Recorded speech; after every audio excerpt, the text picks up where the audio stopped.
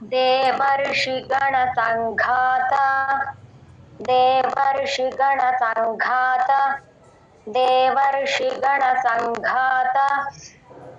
स्तूयमानात्मवैभव स्तूयमानात्मवैभव स्तूयमानात्मवैभव स्तूयमानात्मवैभव. ఇదంతా ఒకటే నామం అండి. మనం నేర్చుకోవడానికి అక్కడ బ్రేక్ ఇచ్చాను. తర్వాత కలిపి ఎలా చదవాలో చూద్దాం. భండాసురవధోద్యుక్త వధోద్యుక్త అక్కడ ఉన్న అక్షరాలు నీట్ గా క్లియర్ గా పలకండి అందరూ. భండాసురవధోద్యుక్త భండాసురవధోద్యుక్త భండాసురవధోద్యుక్త శక్తిసేనా సమన్విత శక్తిసేనా సమన్విత శక్తిసేనా సమన్విత శక్తిసేనా సమన్విత. ఇది కూడా ఒకటే నామం. ఇక్కడి నుంచి దాదాపుగా ఐ థింక్ 31-32 శ్లోకాల వరకు అన్ని ఒక్కొక్క లైన్ మొత్తం ఒక నామం. 16 అక్షరాల నామాలు అంటారు వీటిని. చక్కగా పలకండి అందరూ. దేవర్షిగణ సంఘాత స్తూయమానాత్మ వైభవ. సంఘాత దగ్గర దీర్ఘం ఇవ్వద్దు. కలిపి ఎలా చదవాలో చెప్పాను కదా, అలాగే నేర్చుకోండి. దేవర్షిగణ సంఘాత స్తూయమానాత్మ వైభవ దేవర్షిగణ సంఘాత స్తూయమానాత్మ వైభవ దేవర్షిగణ సంఘాత స్తూయమానాత్మ వైభవ. భండాసురవధోద్యుక్త శక్తిసేనా సమన్విత భండాసురవధోద్యుక్త శక్తిసేనా సమన్విత భండాసురవధోద్యుక్త శక్తిసేనా సమన్విత భండాసురవధోద్యుక్త శక్తిసేనా సమన్విత. దేవర్షిగణ సంఘాత స్తూయమానాత్మ వైభవ భండాసురవధోద్యుక్త శక్తిసేనా సమన్విత. దేవర్షిగణ సంఘాత స్తూయమానాత్మ వైభవ భండాసురవధోద్యుక్త శక్తిసేనా సమన్విత దేవర్షిగణ సంఘాత స్తూయమానాత్మ వైభవ భండాసురవధోద్యుక్త శక్తిసేనా సమన్విత దేవర్షిగణ సంఘాత స్తూయమానాత్మ వైభవ భండాసురవధోద్యుక్త శక్తిసేనా సమన్విత దేవర్షిగణ సంఘాత స్తూయమానాత్మ వైభవ భండాసురవధోద్యుక్త శక్తిసేనా సమన్విత దేవర్షిగణ సంఘాత స్తూయమానాత్మ వైభవ భండాసురవధోద్యుక్త శక్తిసేనా సమన్విత దేవర్షిగణ సంఘాత స్తూయమానాత్మ వైభవ భండాసురవధోద్యుక్త శక్తిసేనా సమన్విత దేవర్షిగణ సంఘాత స్తూయమానాత్మ వైభవ భండాసురవధోద్యుక్త శక్తిసేనా సమన్విత. జై గురుదేవ్. సంపత్కరీ సమారూఢ సంపత్కరీ సమారూఢ సంపత్కరీ సమారూఢ సంపత్కరీ సమారూఢ సింధురవ్రజ సేవిత. సింధురవ్రజ వా కింద రావతు దగ్గర స్ట్రెస్ ఇచ్చినట్టుగా రావాలి. అందరూ చూసుకోండి. సింధుర ధూ మహాప్రాణం. సింధురవ్రజ సేవిత సింధురవ్రజ సేవిత సింధురవ్రజ సేవిత. అశ్వారూఢాధిష్ఠితాశ్వ అశ్వారూఢాధిష్ఠితాశ్వ అశ్వారూఢాధిష్ఠితాశ్వ అశ్వారూఢాధిష్ఠితాశ్వ. ఇక్కడ రూఢాలో ఢా మహాప్రాణం, అధిష్ఠితాశ్వ అనమాట. ధీ షా కింద ఒత్తుఠా, మూడు ఒకటి తర్వాత ఒకటి మహాప్రాణాలు. అందరూ చూసుకోండి. కోటి కోటిభిరావృత, కోటి కోటిభిరావృత, కోటి కోటిభిరావృత, కోటి కోటిభిరావృత. ఈ రెండు ఒక్కొక్క నామమే, మొత్తం 16 అక్షరాలు. సంపత్కరీ సమారూఢ సింధురవ్రజ సేవిత. సమారూఢ ఢా దగ్గర దీర్ఘం పెట్టకుండా చదవండి అందరూ. సంపత్కరీ సమారూఢ సంపత్కరీ సమారూఢ సింధురవ్రజ సేవిత. సంపత్కరీ సమారూఢ సింధురవ్రజ సేవిత. సంపత్కరీ సమారూఢ సింధురవ్రజ సేవిత. అశ్వారూఢాధిష్ఠితాశ్వకోటి కోటిభిరావృత. అశ్వారూఢాధిష్ఠితాశ్వకోటి కోటిభిరావృత. అశ్వారూఢాధిష్ఠితాశ్వకోటి కోటిభిరావృత. అశ్వారూఢాధిష్ఠితాశ్వకోటి కోటిభిరావృత. సంపత్కరీ సమారూఢ సింధురవ్రజ సేవిత. అశ్వారూఢాధిష్ఠితాశ్వకోటి కోటిభిరావృత. సంపత్కరీ సమారూఢ సింధురవ్రజ సేవిత. అశ్వారూఢాధిష్ఠితాశ్వకోటి కోటిభిరావృత. సంపత్కరీ సమారూఢ సింధురవ్రజ సేవిత. అశ్వారూఢాధిష్ఠితాశ్వకోటి కోటిభిరావృత. సంపత్కరీ సమారూఢ సింధురవ్రజ సేవిత. అశ్వారూఢాధిష్ఠితాశ్వకోటి కోటిభిరావృత.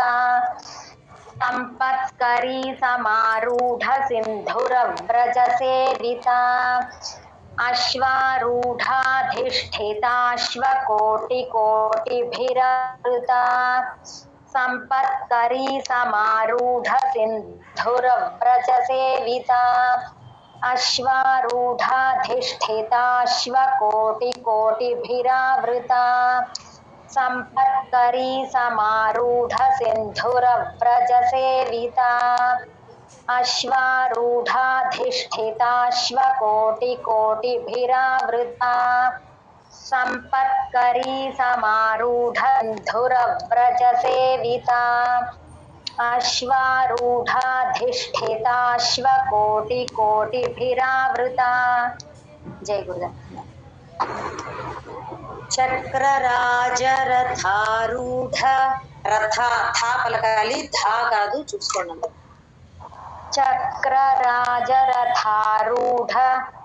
చక్రరాజరథారూఢ, చక్రరాజరథారూఢ. సర్వాయుధ పరిష్కృత,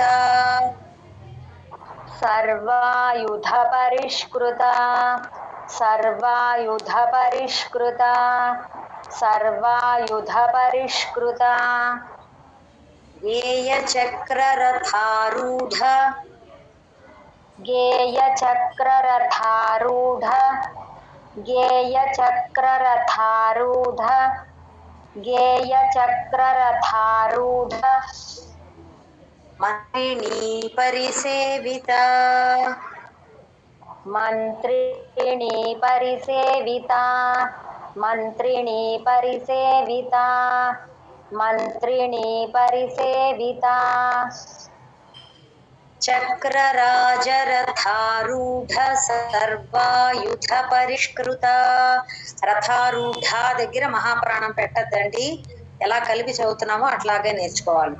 అదంతా కలిపి ఒక నామం, రూఢ అని అనకూడదు అన్నమాట. అది చక్రరాజరథారూఢ సర్వాయుధ పరిష్కృత. चक्रराजरथारूढ सर्वायुध परिष्कृता चक्रराजरथारूढ सर्वायुध परिष्कृता गेयचक्ररथारूढ मन्त्रिणी परिसेविता गेयचक्ररथारूढ मन्त्रिणी परिसेविता गेयचक्ररथारूढ मन्त्रिणी परिसेविता गेयचक्ररथारूढ मन्त्रिणी परिसेविता అంటే ఎలా ఉంటుందంటేనండి గేయ చక్రం అనేటటువంటి రథంలో ఆరూఢమై ఉన్నటువంటి మంత్రిని ఆ మంత్రిని స్థానంలో ఎవరైతే మంత్రిగా ఉన్నారో ఆవిడ చేత సేవింపబడుతూ ఉండేటటువంటి అమ్మా అని నామం అన్నమాట. అది అక్కడ రథారూఢ అంటే అక్కడ తప్పు వస్తుందో అర్థం, అందుకు అది చక్రరాజరథారూఢ సర్వాయుధ పరిష్కృత.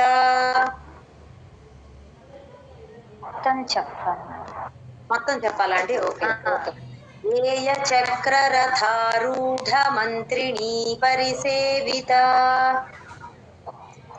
చక్రరాజరథారూఢ సర్వాయుధ పరిష్కృత గేయ చక్రరథారూఢ మంత్రిణీ పరిసేవిత చక్రరాజరథారూఢ సర్వాయుధ పరిష్కృత గేయ చక్రరథారూఢ మంత్రిణీ పరిసేవిత చక్రరాజరథారూఢ సర్వాయుధ పరిష్కృత గేయ చక్రరథారూఢ మంత్రిణీ పరిసేవిత చక్రరాజరథారూఢ సర్వాయుధ పరిష్కృత గేయ చక్రరథారూఢ మంత్రిణీ పరిసేవిత చక్రరాజరథారూఢ సర్వాయుధ పరిష్కృత గేయ చక్రరథారూఢ మంత్రిణీ పరిసేవిత చక్రరాజరథారూఢ సర్వాయుధ పరిష్కృత గేయ చక్రరథారూఢ మంత్రిణీ పరిసేవిత చక్రరాజరథారూఢ సర్వాయుధ పరిష్కృత గేయ చక్రరథారూఢ మంత్రిణీ పరిసేవిత. జై గురుదేవ్. గిరిచక్రరథారూఢ గిరిచక్రరథారూఢ గిరిచక్రరథారూఢ గిరిచక్రరథారూఢ దండనాథ పురస్కృత. నాథ ఇక్కడ కూడా ధా కాదు, దండనాథ పురస్కృత దండనాథ పురస్కృత దండనాథ పురస్కృత జ్వాలామాలిని కాక్షిప్త అక్కడ జ్వాలామాలిని కాక్షిప్త జ్వాలామాలిని కాక్షిప్త జ్వాలామాలిని కాక్షిప్త వన్హి ప్రాకార మధ్యగా. వన్హి నా కింద హావతుల పలకాలి, అక్కడ వహ్ని అని ఉంటుంది, అక్కడ సంస్కృతం సూత్రం అండి, వన్హి అని చదవాలి. వన్హి ప్రాకార మధ్యగా వన్హి ప్రాకార మధ్యగా వన్హి ప్రాకార మధ్యగా వన్హి ప్రాకార మధ్యగా గిరిచక్రరథారూఢ దండనాథ పురస్కృత గిరిచక్రరథారూఢ దండనాథ పురస్కృత గిరిచక్రరథారూఢ దండనాథ పురస్కృత గిరిచక్రరథారూఢ దండనాథ పురస్కృత జ్వాలామాలిని కాక్షిప్త వన్హి ప్రాకార మధ్యగా ज्वालामालिनिकाक्षिप्तवह्निप्राकारमध्यगा ज्वालामालिनिकाक्षिप्तवह्निप्राकारमध्यगा ज्वालामालिनिकाक्षिप्तवह्निप्राकारमध्यगा गिरिचक्ररथारूढदण्डनाथा पुरस्कृता ज्वालामालिनिकाक्षिप्तवह्निप्राकारमध्यगा ఒక్కొక్కటి ఒక్కొక్క నామం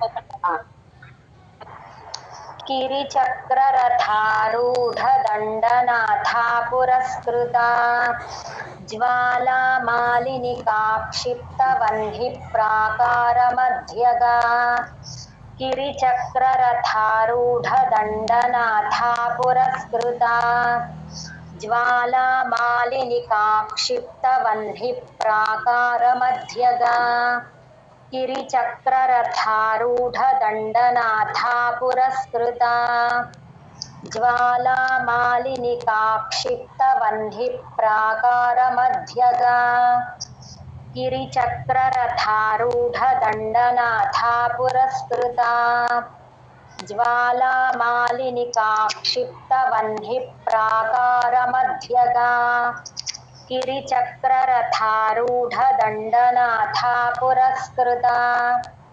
ज्वालामालिनिकाक्षिप्तवह्निप्राकारमध्यगा गिरिचक्ररथारूढदण्डनाथा पुरस्कृता ज्वालामालिनिकाक्षिप्तवह्निप्राकारमध्यगा गिरिचक्ररथारूढदण्डनाथा पुरस्कृता ज्वालामालिनिकाक्षिप्तवह्निप्राकारमध्यगा जय गुरुदेव भण्डसैन्यवधोद्युक्त भण्डसैन्यवधोद्युक्त भण्डसैन्यवधोद्युक्त भण्डसैन्यवधोद्युक्त शक्तिविक्रमहर्षिता शक्तिविक्रमहर्षिता शक्तिविक्रमहर्षिता शक्तिविक्रमहर्षिता नित्या पराक्रमाटोप नित्या पराक्रमाटोप नित्या पराक्रमाटोप नित्या पराक्रमाटोप निरीक्षणसमुत्सुका निरीक्षणसमुत्सुका निरीक्षणसमुत्सुका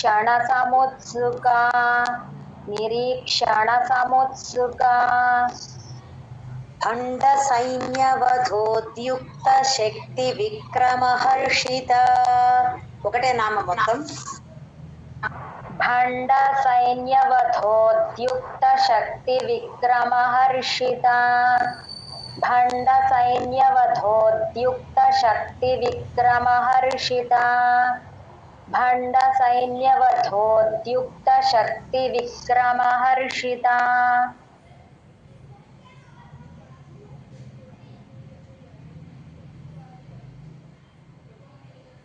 जय गुरुदत्तम మరి మ్యూట్ లో చెప్పేస్తున్నాను నిత్యా పరాక్రమాటోపనిరీక్షణ సముత్సుక ఒకటే నామం మొత్తం నిత్యా పరాక్రమాటోపనిరీక్షణ సముత్సుక నిత్యా పరాక్రమాటోపనిరీక్షణ సముత్సుక నిత్యా పరాక్రమాటోపనిరీక్షణ సముత్సుక भण्डसैन्यवधोद्युक्त शक्तिविक्रमहर्षिता नित्या पराक्रमाटोपनिरीक्षणसमुत्सुका भण्डसैन्यवधोद्युक्त शक्तिविक्रमहर्षिता नित्या पराक्रमाटोपनिरीक्षणसमुत्सुका भण्डसैन्यवधोद्युक्त शक्तिविक्रमहर्षिता नित्या पराक्रमाटोपनिरीक्षण समुत्सुका भण्ड सैन्यवधोद्युक्त शक्ति विक्रमहर्षिता नित्या पराक्रमाटोपनिरीक्षण समुत्सुका भण्ड सैन्यवधोद्युक्त शक्ति विक्रमहर्षिता नित्या पराक्रमाटोपनिरीक्षण